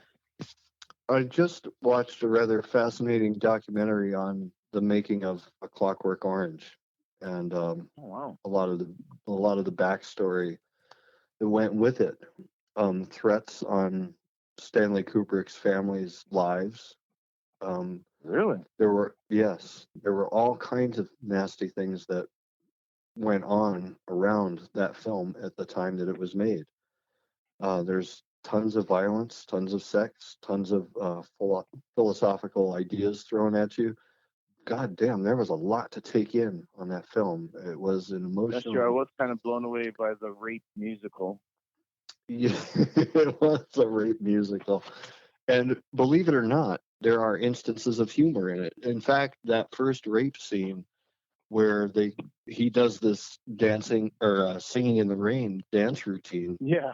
When Kubrick had him show up to do the scene and they're all sitting there in rehearsal, Kubrick goes, "Can you dance?" to Malcolm McDowell. He says this, and Malcolm says, "Yeah." And then at first, Malcolm thought he was kind of joking. So Malcolm jumps up and starts doing, "I'm singing in the rain, poof, just singing in the rain, poof, poof." And Kubrick and everybody else around the set just like broke up laughing. And then he actually said to him, "Okay, that's what we're using. We'll run through it in rehearsal, and and we're gonna actually." Right after he did that, the step that they took just before filming it, I remember this now. They actually had to drive to an office somewhere in London to get use of the song, and he plunked down 10 grand or whatever the hell it was at the time, like right then and there. so that they had permission to use the song, so that they could go back and rehearse it with with the track, and to make sure that it was going to end up in the film. They had to plunk down a huge chunk of change right there to get the song. Anyway, so that whole film at that time was such a shocker, and people were just like people were vomiting, because of it. They were really upset by this. Did Stanley Kubrick care? Do you think, whether or not he had a responsibility? I mean, did you get that feeling, through the film, like, oh wait, this is probably a little too much? I feel don't. because it's satire, the same rules don't apply. But was it satire? That's the question. I feel like it was satire. I mean, if it's not satire, then it's rubbish. In my opinion, the only way I could make sense of that film is as a satire. It was at the time. See, I lived back then, so I kind of remember, what it was like being back there. And this was before the days of internet porn and being desensitized to the violence and everything else in our culture now, that we didn't have back then. The only porn that anybody ever got was like rumpled up, wet, wrinkled, half torn apart Playboy that you'd find in the gutter next to 7-Eleven. That was our kind of porn. But so when that film came out, I got to tell you, man, it was a huge social commentary, and that's what he was trying to. The novelist as well, the guy who wrote the story, Anthony Burgess's story. He and Kubrick were both trying to say, that this is the nightmare that we want to avoid. We're not telling you how to avoid it, but we want to make sure that that this is something that we need to avoid, and government is not the answer to doing it. That's what was being said by it. So anyway, so to that end, I think it's important to make your art, and if people understand it, they do. If they don't, I'm sorry. But it came from my emotions, my heart, my head, and I don't feel like. I mean, it's one thing to show some dude like throwing babies off a bridge and thinking it's funny, like seriously, thinking it's funny, and or having a bunch of white guys beat up a black dude, or doing that kind of stuff on purpose just to piss people off is wrong. And I think it's pretty clear in some films when they do that kind of thing. On the other hand, if you feel a story is worth telling and you want to tell it in your own way, you have a responsibility to yourself and to be true to the story and true to yourself. That's what I feel. Okay. And not be so concerned about being PC about it. Right. I feel that way too. It's about the work. It's about what you're trying to say. And everybody else can go and fucking shove it. Damn fucking check princesses. Yeah. Again, it depends. I don't know. It depends on, like, did you see Schindler's List? Yeah. Fuck yeah. I saw, like, they made us go in school. And I was like, fuck this. And then I started watching it. I'm like, oh my God. That's what I'm glad I watched it. Can't believe I'm not doing school instead of this. What particular I had an scene are you afro talking and some about? fucking assholes were throwing fucking candy in my hair. Anyway. Yes. Are you just talking about the whole film, or what are you talking about? I'm talking about like how shocking that was to a lot of folks. But it was a story that needed to be told as well. And he obviously didn't care whether or not the blowing out of brains of old Polish people, was going to upset anybody. The story needed to be told. And I think, he did it, and he did it well. It's fucking silver. Yeah. Yeah. There's Yeah, he. I know this is going to shock you and most people out there, but I have to warn you folks that the sun does not shine out of his ass. He is brilliant. He's great. He's very talented, but he is not God's gift to filmmaking necessarily. Right, You right. know? That's coming from someone who likes David Lynch. So um, that's the caveat. did you guys see Taxi Driver? Of Or course, the Yeah, one, I have it. yeah. What do you right? mean? Did I see it? I So, have it. we watched it in class for my English class, and he actually skipped a scene, and so I asked him what scene did you skip, and he told me which chapter and the timestamp, and so I borrowed the movie, watched it, and it was the scene where Martin Scorsese is in the movie, Oh and yeah, and I'm gonna blow a In the fucking cab. yeah, he's in the blow cab, a right? pussy wide apart with a 45. Right. Yeah. So he wanted to skip that because he thought it might have been too intense for the class. So I watched it, and it was kind of over the top. Like this guy is pissed, right? And so like, how did you guys feel about that scene? Was that a little too much?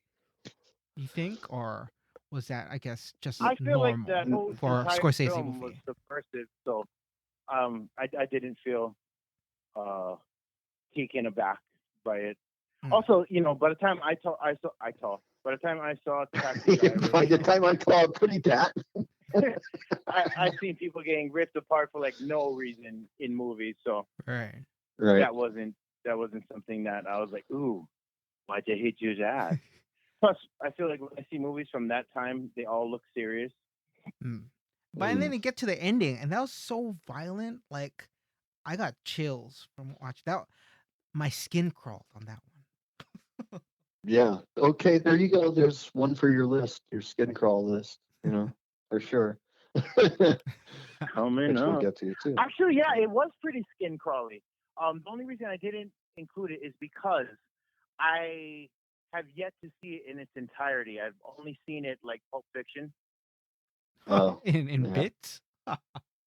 I don't really like that movie. I don't like that kind of characterization movies about a character who is just like losing his mind kind of deal, doing a thing like that. That's Although every I Darren just recently Aronofsky rewatched movie. Cape Fear, and I love Cape Fear now. But anyways, I love Cape Fear because I feel like in horror movies I always cheer for the monster. So when I got to know the De Niro's character, I'm like, you know what, that motherfucker got to pay. Yeah. Yep. But yeah, as far as Travis Brickley, I think he's dope. He's like the fucking old school equivalent of Assassin's Creed. He's Altair. So I like that. And what his name? Fucking Mr. White. Mr. White had it coming. Harvey, is that Mhm. Harvey Keitel? Hard to tell, yeah. Okay. Yeah, he had it coming. Oh yeah, yeah. Okay, so Yeah. lastly for this list, Mhm. do you feel that cinema is the strongest communicative art form? And if not, what is? And Ooh. yeah. So we'll end there. Why not be that type of artist instead of a film artist? Yeah. Well, I'll hear if you say no. I think this is more communicative. Then I'll be like, ha! Then why don't do that then? No. Is it music? Is it painting? Yeah. Because I must take up a country position. Stepping in.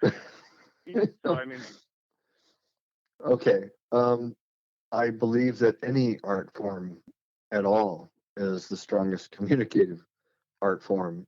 Film is I'm very one slanted. among many. Although I will say that film kind of gets to you in a more immediate fashion only because it's a visual. I don't know. I take that back because if you hear a song, let's say, and it just speaks to you, and you just like have to crank that fucker all the way up, that is kind of immediate too. So I don't think that and a painting too. If you go to a museum and you're walking around, you're bored by painting number 3, and then you spot painting number 4, and you're like, holy crap, that speaks to you immediately. So, and photography, like any of it, really. Um, I don't think that there's any one that's more important or more, you know, advantageous to get into. Um, Mm-hmm. it just depends on what you like. And for some of us, it's movies and that really turn us on. And so, of course, you would think that coming from filmmakers, I would immediately jump on that and say, "Oh yeah, it's the best art form." And I don't agree with that necessarily. I think they're all art forms are worth your attention. You know, Mm-hmm. So you would so like say, I guess this is a stronger medium than that or whatever. yeah, I don't. But see, I do the same thing with music. I wouldn't say music is the best, or the painting is the best, or photography is the best. Any kind of thing that speaks to you. It doesn't even have to be in terms of art. It could be yoga. It could be golfing. It could be fucking, playing pool. It could be anything. Anything that really speaks to you, that hits home with you, that you can communicate with other people about and share things about. And, that's powerful stuff, Mm-hmm. So whatever form it takes is, kind of academic. Okay. Yeah, follow? I do. I do. Okay. Okay. Well, thank you very much. I Sure. think okay, we have a whole nother 10 that's specific to your film, but Do you want to okay. give a brief summary of Friend?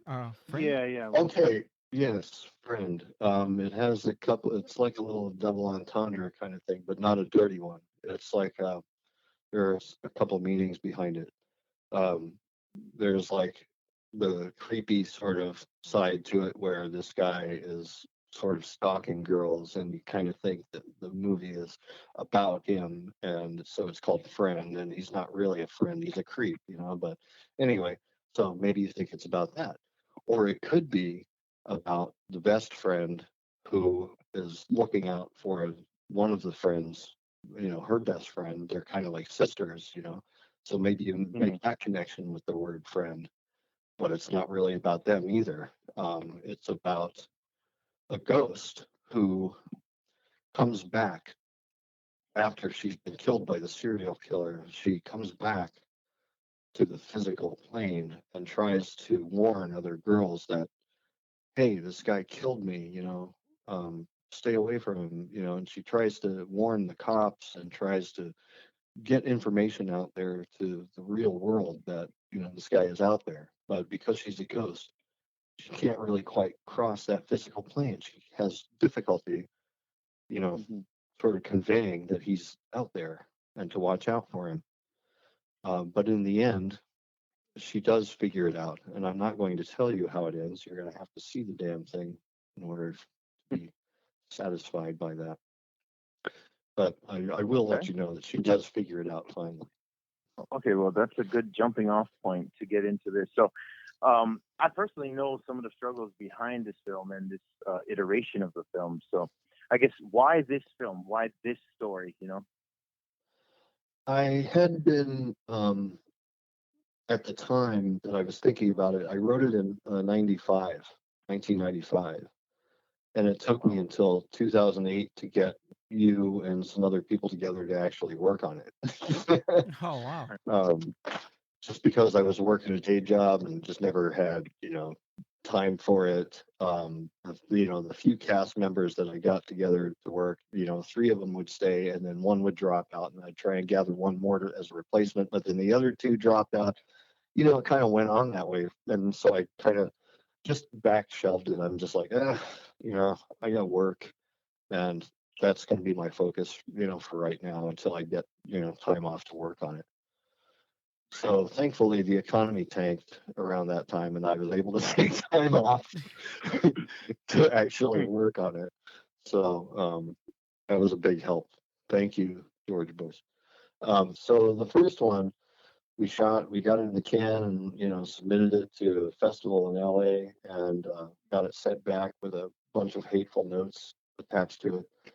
I know Really those. didn't like, yeah, I didn't like that too much, but hey, I made it for me first of all, and So we can't It's like, tease fuck anyone. you, Fright Fest, Indiana. Yeah, it was. Yeah, it was actually Shriek Fest in L.A. of all places. And Oh. I think what I wrote back to her, because all these judges were like people that were highfalutin assholes from L.A. Right? So I wrote back, hey, to the director of the festival. I wrote this email. I said, hey, if I had known that your judging panel were going to be a bunch of elitist Hollywood baby eaters, I never would have sent the film and saved myself $60. Thanks for wasting my time. And I'm going to tell everyone I know about your lousy, judging panel, and maybe not to submit to you. And Damn. I was a little upset. I was a tad upset because they did, man. They ripped me a new one. They absolutely did. No constructive criticism, no sort of, guiding me as to what festivals may take it or even nothing like that. It was like, why did I waste my time? Blah, blah, blah. Oh man. It was kind of mean. Well, I submitted to And, Sundance, so I sprung the $100, and they didn't Right. even bother to tell me why it sucked. They're just like, thank you for submitting. We had 85,000 submissions this year. Unfortunately, you yours were was not not one chosen. of them. Right. Please pay $100 next year. Damn. Yeah. So anyway, okay. So that went on with that one, and the reason why, it's not that I didn't like it. I did like it. I did like the final outcome, but as you pointed out earlier in our discussion, that it was scripted, and there was a lot there that I didn't feel needed to be there, and so I just wanted to rip all the dialogue out of it and do the fly on the wall thing. That was the original vision, and Mm-hmm. so I ended up doing that again in Hawaii. I did a second version, whole new cast, um, but same script more or less. There were a few additions, a few things taken away, but Yeah, all for of the a sudden most part, Leo it was was the same. recast. What's that? Like, I said, all of a sudden Leo was recast like Tuesday night in fucking Nightmare on Elm Street 4, playing the Patricia Arquette role. Right. Yeah. Oh. But actually, we didn't make this change midway through the film, thankfully. No, we actually had to. This was a total second version, different version of the film. Okay, so I shoot it, I edit it, I get it, ready to go, and then I'm supposed to move to Colorado in 3 days. After we showed the film to everybody, and everybody liked it, and it was really cool, really great version. So I had all my stuff in storage, and I was moving stuff out of my car into the storage unit ready to be shipped to Colorado via the shipping container, right? So at about 4 a.m, I make one trip into the storage unit, and I apparently hung out there a little too long, because when I came back out to the car, my driver's side door was open, and the little window that's next to the driver's side mirror was busted out, and the car was completely cleaned. In the car was the laptop that contained the film. And people, after I told them that, they were like, well, why didn't you back it up? I'm like, of course I fucking backed it up. Of course I backed it up. It was on 2 separate drives. Unfortunately, those drives were under the seat, and I figured they were well enough hidden that anybody wouldn't think to look there. They would grab the shit, whatever. But no, those motherfuckers took a 6-pack of Sharpies. They took my change jar. They took a stick of deodorant that was in there. They basically cleaned my car for me, which I was thankful for, because it hadn't been cleaned in a while. But they, totally made it devoid of any sort of property that was once mine. So yeah, I had spent a year and 2 months working on that version of the film, and into the wind it went. Oh wow. So that thing's gone. Whew. You have no copy of that. I have no copy of it. Nope. Oh wow. Not even one frame exists of that film, that version of the film, except for like the dailies that I was putting up on Google Drive.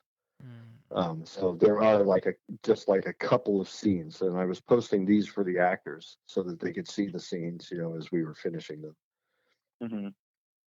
So anyway, so yeah, that's all that's left of that version of Friend. So when I got to Denver, now for anybody else without OCD, they would say, fuck it, okay, this film doesn't want to be made. But me, we're talking Mr. OCD who has to finish what he starts and to do a good job of it. So I was like, okay, I'm here in Denver. I'll assemble a new cast, new crew, etc., and we'll do it again. And so here we are at version 3. So, Is it pretty so much it's, scene for it's scene as the second version?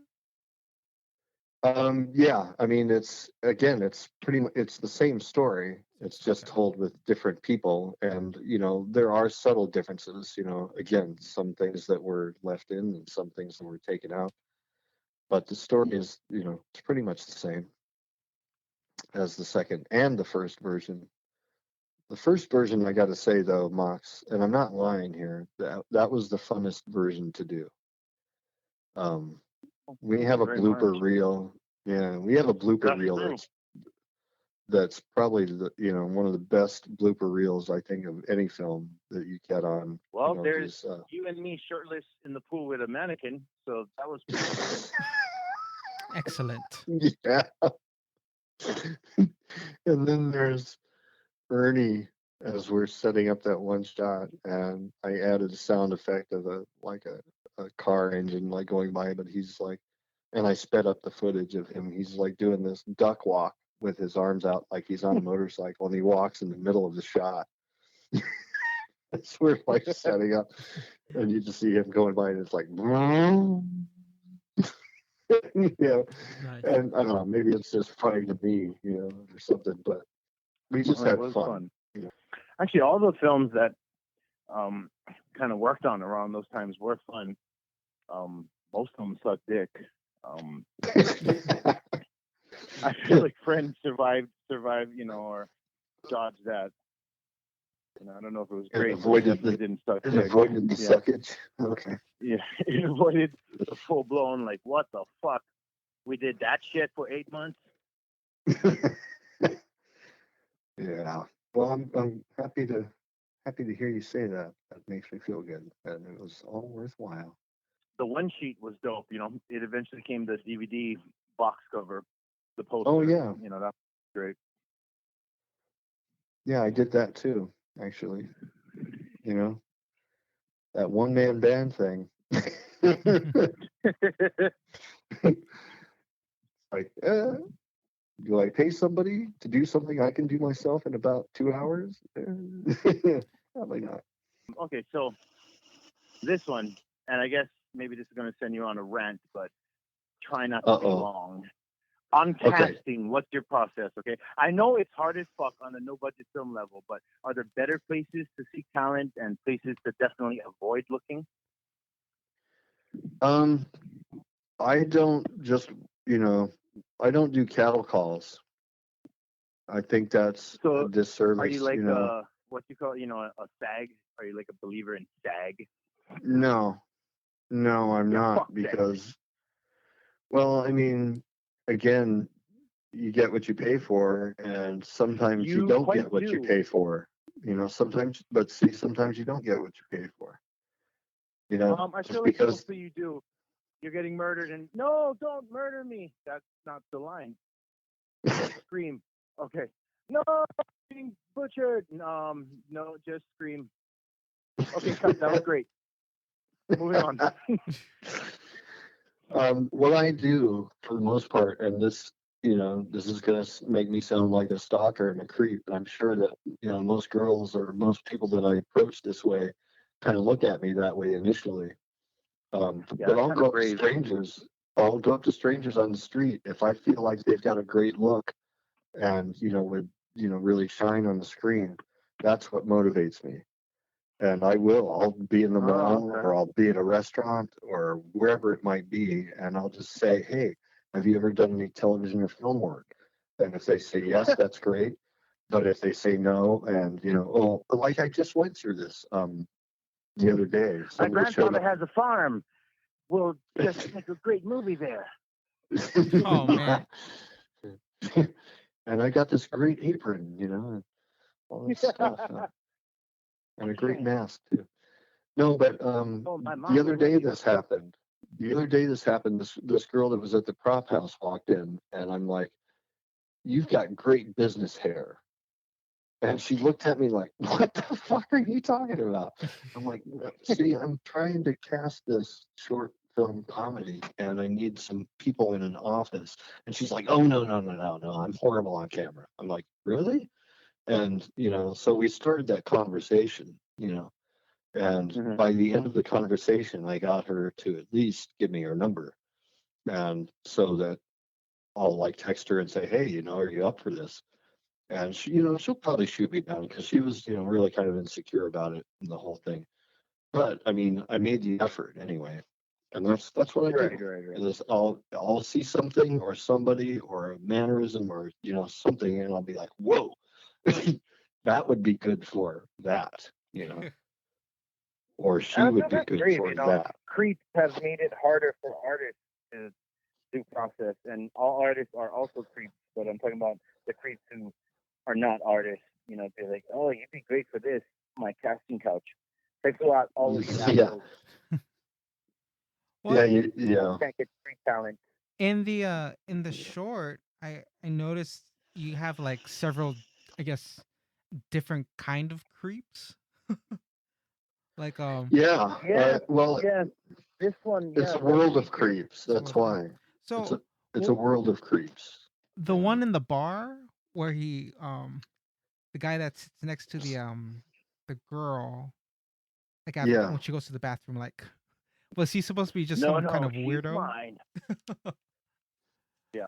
Yeah, he Paper. was a creep, and then where does she go? Gets onto the bus, and here's another creep. Yeah, God that's damn. it. Yo, he was stalker. Yeah, that one was. Yeah, I Okay, remember okay. thinking like, is this just shit luck for her, or are you trying to say like, this is the landscape that women have to deal with, like fucking from one creep to the next, day to It is day. kind of, it is that way, but also You here's poor ladies, fuck. it is that, but that's secondary to what my initial thought process was for this, and that is, as an audience, you're getting introduced to like all these. Oh, is this the guy? Oh, is this the guy? Oh, is this the guy? Kind of thing. You see. Like, okay. Like So when the she way comes out of the bar, she sees his back, right? So she's assuming that was the creep that's been following her. So she takes off. Okay. And then we do the whole setup with me on the bus and chasing her off the bus and trying to rape her in the alley. And for those of you that don't know, yes, I'm playing the creep that chases her down the alley and tries to rape her. rapist, Yo, you got it. rapist You got three.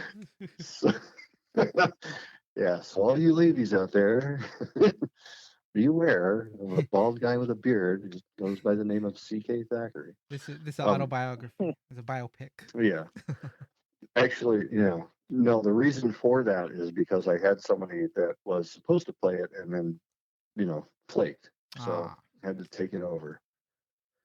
Anyway, I enjoyed the role very much so. And I think I did a Yeah, spectacular job. I looked at the dailies and I was like, God, very that guy natural, can very act. natural. oh Yeah, yeah. Yeah, nailed it. nailed the creep thing like nobody's business. um, I don't know if this is a spoiler, but like the ghost, Hmm. was that the second girl who gets it, where she gets that tattooed skinned off? Is that supposed to be her? I, it is her. It is her. Okay, Yes, okay. that is Uh, her. Yeah, actually, Is I that kind of like like how you did the skin effect in this one versus the first one. It looks yeah, much more gory. Oh, in fact, I got a good question about that coming up. But yeah, yeah. go ahead. Jay, was your question answered yeah, or that's all I know. satisfied? Yeah. Okay. So, yeah, Okay. she's special. For anyone tuning in, um, Curtis Thackery, the director, plays a creep in real life, and and in the gory film. ripped off tattoos of girls. Yeah. So, okay, this is not quite the question yet. I didn't realize it was further down, but so the nutshell label for friend would be horror. I feel. How would you describe your film, and in what genre or subgenre would you classify it? What I always tell people is that it's a suspense thriller. That is the first thing out of my mouth when I'm describing Friend. I'm puking in my head right now. Why? Because when I hear suspense thriller, I'm like, oh, avoid. Tell me horror, and I'll be like, I'll go watch it, and then I'll be like, motherfucker, it's a suspense thriller. Okay, but at least I'm being honest, huh? Up front, right. Because it's not a horror film. It's not a horror film. I feel you're right. It's more complex than that. But I don't know. It's one of those that I guess. Listen, here's the difference. Here's the difference. Our serial killer in a horror film, you would see the knife go in and out of a girl 12 or 13 times. And that is the story. Friend is not that story. Friend is a story about the ghost and her efforts to warn the other girls in the film. To me, that was the whole idea behind it, and so therefore I don't see it as a horror film. Okay. Is there any genre? You can actually make up a genre for Friend. I think it should be its own genre. What do you think, Mox? I think it's actually pretty, because of the fly on the wall thing that you managed to capture. I think it's very close to horror or mumblecore. Okay, mumblecore. All right. Yeah, I'll go with that. Mumblecore. Okay. Whatever you like, man. You're the host, so. It is pretty terrifying. And I like how you play and paint with the light. Like, I feel like there is a lot of painting with like in this particular one. Yeah. I mean, that's actually maybe your kind of style too, because that was done in the first iterations too. But I guess I was on set while you were doing it, so it's a little more demystified than seeing this version. I'm like, oh damn, I like what he did there. But that alley. Oh, I'm sorry. That alley that I ran down to chase her down. I picked that alley specifically because of all the great backlighting as we're entering the alley. I was like, this is a huge wide street with a great street light directly across from the entrance of the alley. And so I'm like, this is going to be beautiful. It was nice. Yeah, it was very nice. Yeah. Well, thank you. Nice. Yes, now you were saying? So, yeah, I was just asking, is there any genre of film that you'd avoid doing? Or do you always kind of want to work within the confines of the same genre? I guess psycho thriller. No, I think we were talking about that a little bit earlier. I'm in the middle of a comedy that you are aware of, Memoirs of a Party Girl. Are you still trying to get that off the ground? Oh, nice. I've actually, yeah, the girl I was telling you about earlier that I work at with the prop house. That's like, yeah, with the business hair. Yeah. No. The other girl, the girl that actually likes my editing style. Anyway, yeah. So I asked her to be involved in it along with the boyfriend. I think those two would be dynamite in it because they're very expressive. Their faces just like, whenever they're even just talking, not trying to be comical or anything else, their faces are just like really animated. And so I like that. I like that a lot. So I asked Have you them. screen tested them just to see how the camera reads? I don't really believe in that, actually, which also brings up your this subject. eye is the only camera that you need, I guess. That's the only lens to filter through. Okay. Here's something else I don't do that's gonna piss off a lot of people, but I don't do storyboards either for the same. Really? Yeah, I was gonna ask that later. I know you didn't in our iteration, but I didn't know if that was just because we were running and gunning. but you just don't believe in storyboards. Well, that's I probably why don't you cross recall the doing eye it. every time. I don't recall doing it for the first version. You recall me having a Yeah. storyboard? No. I was saying you didn't, but I didn't know if that was more your process or because of the run and Oh, gun nature. no, So I was no. going to It's ask my you if you did. process. No, and I don't believe in them. I think they're a waste of time, and I think that if you're paying for them, you're paying for a useless item. I think that if, as a director, you don't already have the vision, shot to shot, if you don't have that in your head, where you're going next or how this is going to be edited, I just, you know, I don't think that you're really paying attention, you know. And you Mhm. kind of need these crutches. That's how I look at it. I look at it as a crutch, to Hmm. fall back on. Like, okay, what was I thinking again? No, man, you gotta fucking be on top of it. When you show up on that set, you need to know exactly what it is that you're doing. You know. Um, Mhm. anyway, so I mean that's a whole thing we can go off on. But Okay. yeah, I don't really believe in storyboards. Okay, so for your film, the gore throughout is moderate, but definitely punctuated when stated. I kind of think we touched on this a little bit earlier. What are your thoughts on gore and the depiction of violence? Do you make the decisions on what to show or what to infer from an artistic point of view or budgetary? Or I guess I got political constraint here, but I know at this point that is not a thing for you. Yeah, definitely not political. Budget is really not a concern since I can do things digitally. Um, it's whether or not it's warranted and whether it adds to it or if it doesn't, if it's too much. Or see, that's why that opening shot of her falling, I don't know if you realize it, but that's like it's about 1 second of footage there of her falling, Mm-hmm. and you see the hole in her arm.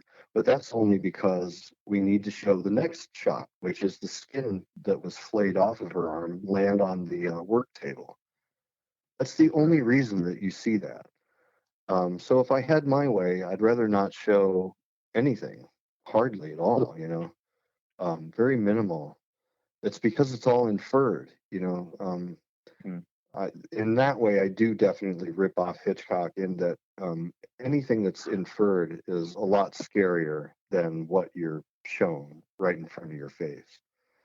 The best Mm-hmm. example of that is the shower scene in Psycho, where you never see the knife actually go into the woman. All you're seeing are 78 pieces of film being thrown together, one on top of the other, in rapid Right. succession, and that's what terrifies you: is the speed, the music, that high whining violin is just crazy, right?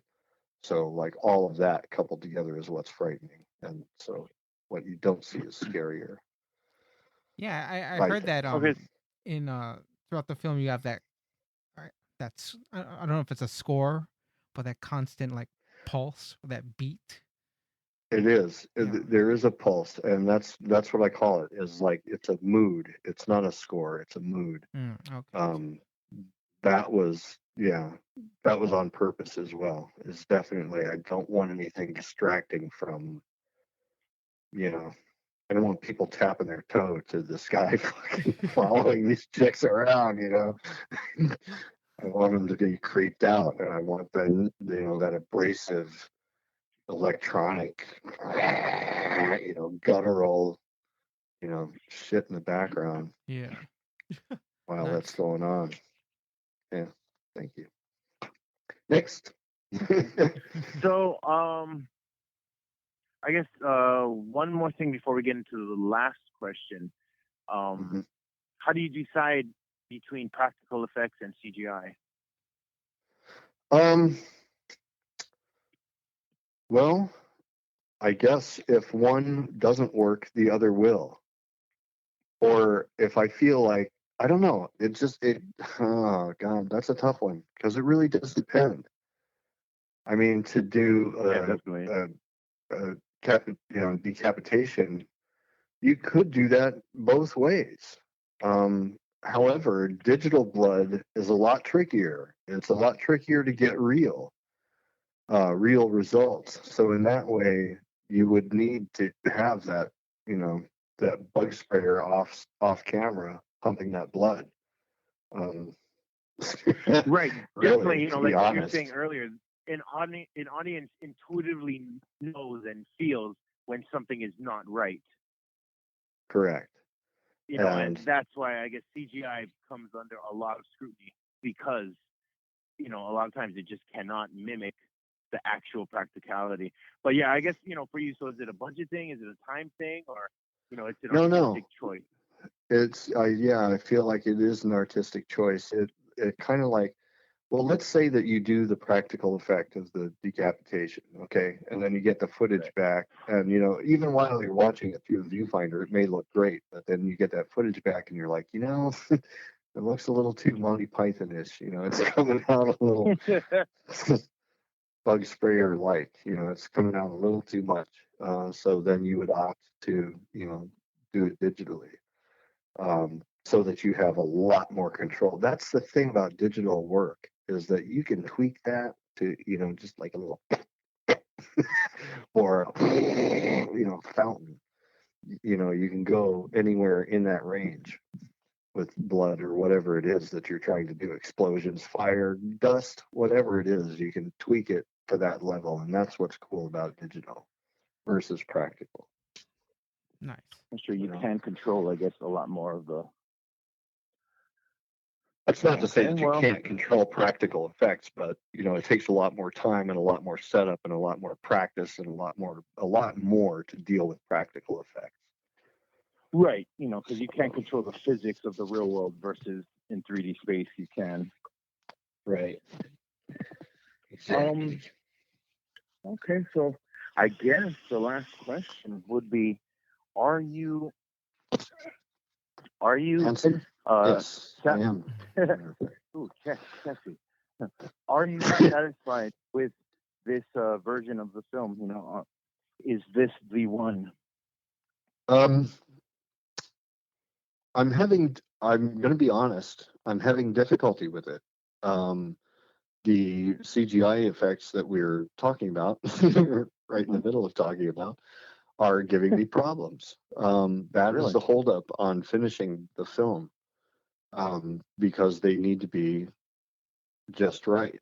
And I mean, you guys saw a rough, which includes like these placeholders of effects that are definitely not going to be in the final. And when you see the final, you'll understand the difference. You'll be able to put them up next to each other and go, okay, I know why he wanted to wait this out. They have to be right. They have to, they have to be good. And getting the time to do it is the tricky part. Plus, like I said, I just moved here. I just got settled last month. I just moved into my, my new place. Just found a full-time job. So it's, it's taking a bit of time, and I'm really apologetic to my cast and people that have worked on it with me, because it's just it's like, this version has taken the longest just because my life has been uprooted, and not moving to Atlanta was like only just like the half of the stuff that's been going on in my life, and I'm not going to get into like all the little details there. Just suffice to say that, yeah, my life's been kind of a pain for me, and I'm trying to, get it back on track and get this film finished and make people proud of it. The people that worked so hard on it, I want to give that to them, make sure that they're liking it as well, and I'm pretty sure they will. I mean, they saw the dailies, and a few of them have actually seen the whole rough, the same one that you guys have, and they're liking it. So so that's good, even with the crappy effects that are in there right now. I actually didn't have a problem with any of the effects that I saw in it. Oh, I do. Yeah, that last scene needs to be. Yeah. I actually I'm thought not that gonna. was pretty good. I mean, I knew Yeah. you were going to go further with it, and I trust that, I guess, whatever iffiness about it that might have been there, you'll definitely clean up. But I like what I saw. Okay, good. Thank you. I'm trying. And that again, that was, yeah. It's a place marker for now until I can get the stuff that I want. out of it. Well, definitely whenever it is you do finish, we'd like to have you back on the show and kind of talk about that version and our thoughts. Recently, we Okay. Ono set it up for us to participate in first a rough screening of another film that I guess has distribution. So that was kind of cool. You know, dealing with roughs, you kind of get what you get, but it's cool Yeah. to kind of see where they're going before, and then to see where they arrive. So we still have yet, or I have yet to see the finished product with that. It's called Bride of Violence by Hmm. Travis Smith and his company. You might want to check that one out. All right. I will, and I'll give you my review. Yeah, you should actually. It's kind of a cerebral film too, so I think you'd enjoy I that. think I dig it. Yeah. I think Okay. you might, yeah. Well, anyways, Okay. thank you very much for coming on today to talk about filmmaking and Oh your yeah, thanks, Kurt. forthcoming film Friend. So, I guess, can you let people know where they'll be able to find it once it is, I guess, available for public view, I'm barring trying. festivals saying that you Yeah. can't No. show it? No. It's. I'm gonna forego the festival thing. I'm just gonna put it out on Amazon and Netflix. Amazon takes about 50%, and Netflix I think is roughly the same, 35 to 50% of the take. But I think it'll be worth it to me to get it out there, and it's going to be, because it's a short. It's not going to be expensive. It's going to be one of your like 2.99 deals or whatever, you know.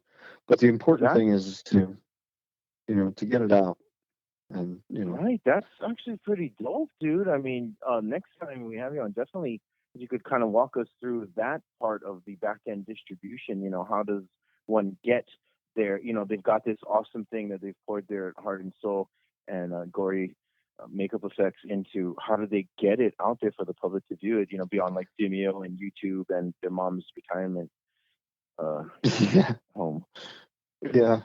Well, listen, for those people that are, so hungry for distribution and, to gain wealth and fame, and you're doing it for the wrong reasons, you know. Um, Again, to me, those are extra trappings, and make the effort. Okay. I'm not saying don't put it out and don't advertise it and don't market it. That's not what I'm saying. What I'm saying is, if that's why you've made the film, then you're pissing up a rope, Hmm. because you're going to be disappointed, all the way down the line, either by your distribution deal. And here's something really quick. I'm sorry, I got to get this out. But a lot of distributors, you'll send your film to them and you'll, be hounding them for 6 months. Have you seen the film yet? Have you seen the film yet? Oh yeah, yeah, we got that right here. Yeah. Okay, I'll get to it this afternoon. You'll get a lot of that shit. Okay. Damn. So Right. you really Almost need like a to make a. festival submission or whatever. Yeah, yeah, exactly. So you really want to pick and choose which venue you want to go with and what's going to be Definitely the on it. the most worthwhile to you, and run with that one from that. Okay. Yeah. I mean, And yeah, definitely. I definitely get that. If that's what you're after, then yeah, you are doing the wrong thing. But for those of us, I guess, coming from the right place who maybe don't know where to get the distribution. But yeah, another time, another place that'll be volume 2. You hear it first here, Cinephile Cinebite. Learn how to distribute your awesome masterpiece with Curtis Thackery. yeah, well, let's let's wait until I get it on the venues. But yeah, I'm Well, when it uh, does, me and Ona are gonna probably tweet the shit out of it. Oh yeah, yeah, for sure. That I'm should sure. be fun. Well, cool, You're gonna man. rip me a new one, just like the judges from LA did. We actually already have IMDb credits from the last Friend. Yeah, So yeah, make sure when you do update it with the new one sheet and the new trailer and stuff, that you update and add all of the friendly people who helped you out with this iteration, which I feel is the most true to your vision, your initial vision. Well, thank you very much Yeah, for thank you, being oh, on the you're Curtis. show, very bro. welcome. Yeah, hopefully it was insightful and not just a bunch of blithering and blathering and slithering and slathering. A lot of that for sure. So quickly before we sign off for this episode, let them know, if you want, I guess, people to be able to reach you or contact you, where they can find you, Facebook, Twitter, whatever the fuck. Okay. It would be behind the scenes and then friend. FRIND. Friend. All right. Behind the scenes, friend. All righty. Okay, man. I really enjoyed it. Thanks so much. All right, bro. This is a Nekko Media podcast.